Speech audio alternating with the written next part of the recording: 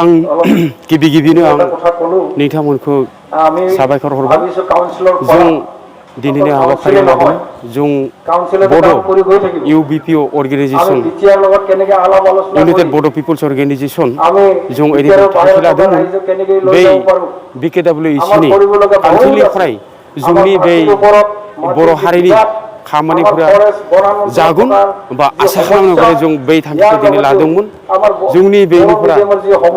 United बड' people's organisation आफादगिरि फैदोंमोन मानगोनां मनरन्जन बसुमतारी आरो लोगोसे बिबानगिरि मानगोनां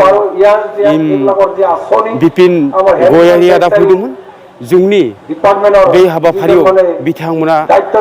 बाहागो लानानै दिनै बहुत मोजां रावजों रायलायदिंलांबाय बेखौनो जों बै रायजोनि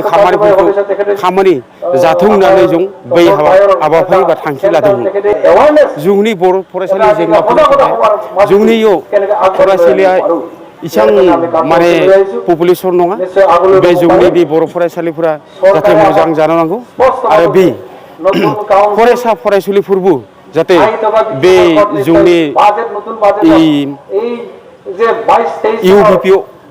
UBPO बड' पिपल्स अर्गेनाइजेसन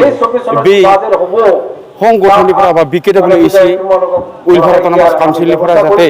सुबिदा मोनो आरो बे सुबिदाफोरखौ जाहाथे जोंखौ होयो